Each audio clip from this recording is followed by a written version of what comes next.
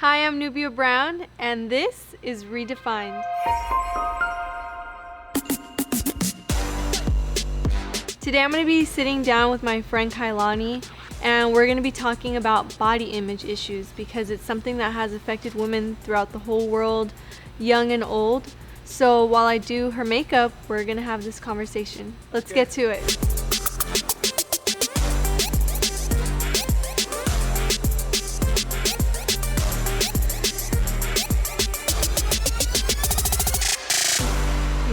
Tell me a little bit of your background. I was born and raised in Vancouver, Washington. My family was really into the church and stuff. We were always there. My dad was always helping in the background. He would do like sound, and we were just always involved. We went to the same church and school. So it was church and school. So we were literally always there every day, pretty much 6 days out of the week. I think it was a really good foundation for us kids. I have 2 younger brothers. And it just really taught us a good foundation, a good faith. Do you feel like you fit the mold growing up? Very much so when I was younger. I think from like elementary to like middle school, I was definitely like the perfect kid, quote on, is doing everything by the rules, being afraid to do anything wrong. And then I think high school hit, and that's when the world hit too, and it was like, just do what makes you happy.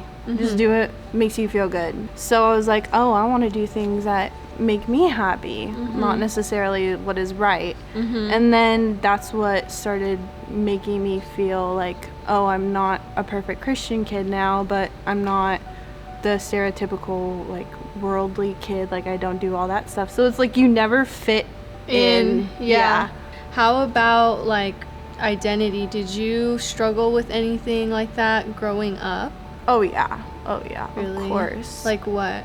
Like everybody was pretty. Like you have to be pretty. So here in Hawaii or just both? Like in Washington, a lot of girls are really small, like skinny. And like petite. Yes. And like the Samoan side of my family, we're not small. Right. So I would just compare myself, like my thighs were thicker, my face was fuller, my lips were whatever. And then everybody would just make comments because you don't look like everyone else. At school? So I think that was really hard, and I had problems with like eating and stuff like that because an eating disorder? Like I wouldn't eat, and I was a full-time student, and I played volleyball full-time too. So like it was bad now that I think about it, but when you're young and you see all the girls so skinny and small, like that's just their normal body type, but that's considered popular, I guess. Well, it's like what society tells us is beautiful. I think like whatever age you are, especially with the social media influence now, like how big of an influence it is, you're always comparing yourself, no matter how old you are. True. And it's really sad because that's what's leading like little girls into depression already and eating disorders. I know, at such a young age. I mean, for us, like we had that at school, but now kids are, turn this way a little bit, kids are growing up with that and they can't get away from it because it's, it's everywhere. YouTube, Instagram, they're looking at these images on social media, on magazines, and like all the thin ones, all the this and that. Like there's a certain image that, and it's not the truth either, right? Like there's filters, there's all that stuff, Facetune, like it's not them. And so you're comparing yourself to a fake picture, something that's it's an illusion. It's not obtainable. No.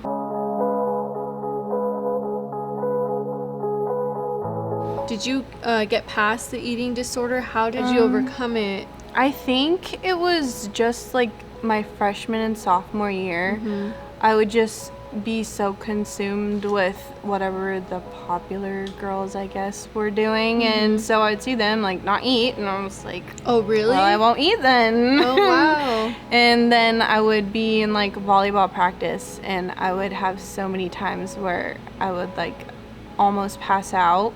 Wow. And I would just carry like a granola bar with mm-hmm. me, and then just force myself to eat it, and mm-hmm. just drink a lot of water. Like whenever I was hungry, I would just drink water.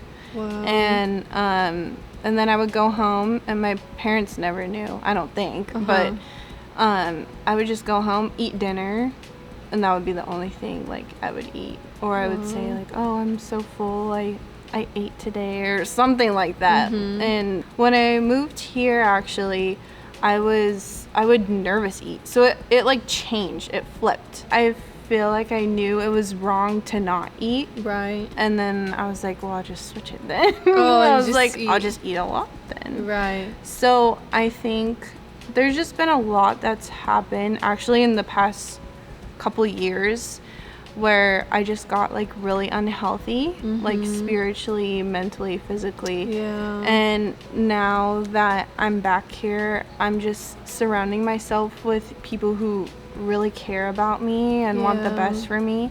And majority is Christian-based people. Right. Like good friends that mm-hmm. are going to encourage you in the direction that you're trying to go. Mm-hmm. But they'll also keep you accountable and like call you out on things exactly. that and they you know. Need that. You need that. We need good friends that are gonna say, hey, like this is not a good thing that you're doing. Mm-hmm. Like, you know, you need to not do that, because they genuinely care for you, you know? I think that's what makes it so easy to make friends with like worldly friends, I guess, because it's just what makes you feel good. Right. What makes you feel good, what makes you feel happy. Yep. And it's not necessarily what's best for you. Yeah.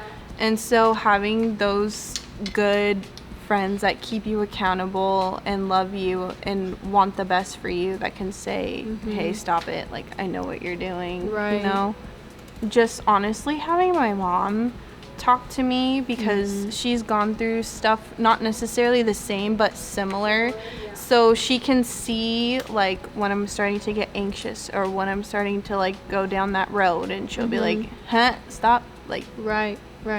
So having her honestly has been so helpful and like keeping me on that path towards recovery. Mm-hmm. Okay. Whenever I have problems and stuff, I usually keep it to myself ever since I was that age. Right. So I would recognize it, accept it, and try and fix it myself. Yeah. And in the past recent years, I realized like you can't fix everything on your own. Yeah. Like you need help, you need other people, you need God. Yes. Most importantly. Yeah. And I feel like I'm finally on the road of accepting help. I was just angry. I was angry that I looked a certain way. I was angry that I actually moved to Hawaii, so I didn't have like any of my friends or my family with me. Yeah. And junior year is like a really, I guess, pivotal year for me, because mm-hmm. I was like, I'm almost done. I have all these friends, and then you go in the middle of high school year with people who've been together since kindergarten. Yes. And you're this new girl, so there's that. And then I was just angry. I was mm-hmm. angry where I was. And then I moved away after I graduated high school, and I was still angry. And then I think I came to a point when I was in Oregon. I used to live there. Yeah. And I couldn't find a place to live. Mm-hmm. I got kicked out of the place that I was living in. I had no job, and I was in a parking lot mm-hmm. at a gym, mm-hmm. and I just broke down, and I was crying, and I was like, hey, I don't know what to do. And this girl next in the car next to me. She rolled down the window. She gave me a flower, and she was like, I want to tell you God loves you. Really? Yeah, and I was like... That gives me like the chills. Oh my gosh. That's crazy. I was just thinking, like, he didn't make us robots. Exactly. Like, he made us all beautifully and wonderfully made. And about the topic that we were talking about, like, things that helped me get through it was little, like, Post-it notes of things that are true. Yes. And it wasn't necessarily, like, words of affirmation. It was truth.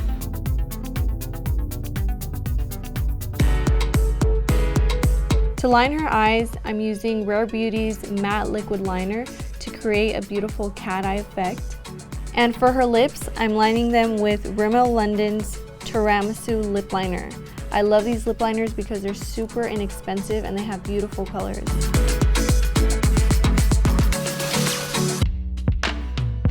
How about now, like, do you have anything that like triggers you? I had TikTok for a really long time, well, when it first came out.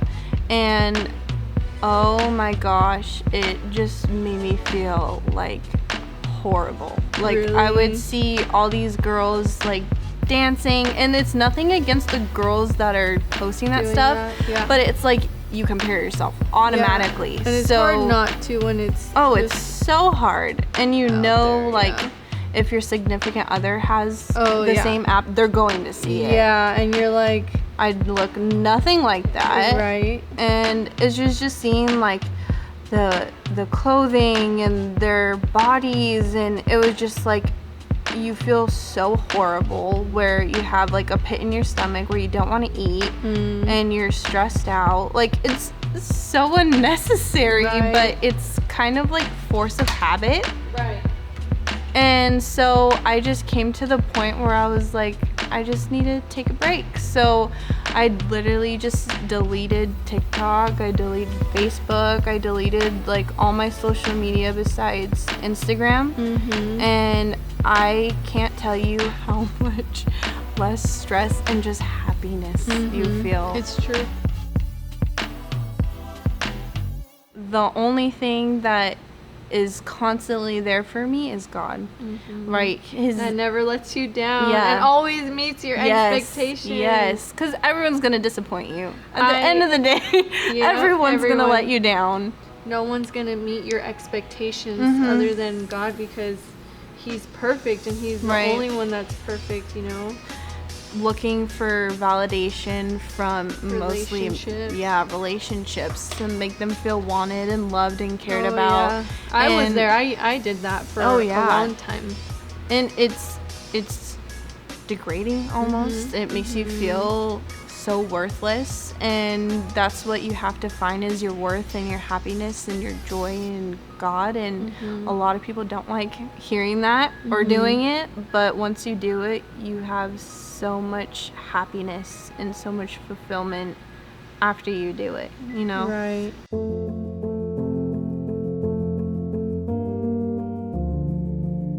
Body image has affected so many women, and the things that they actually do and the things that they go through to attain a certain size.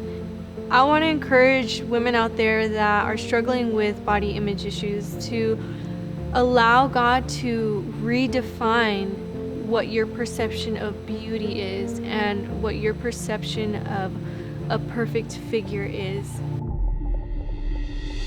Unfollow accounts, unfollow models on social media, unfollow all of the people that are making you feel like you have to look a certain way. And instead of following them, follow accounts that inspire you, follow accounts that really feed your soul, follow accounts that encourage you to be the person that God has called you to be, and that allow you to feel comfortable in your skin and allow you to have the courage to be proud of who you are and to be confident in the woman that God has made you to be, because nobody can be you better than you.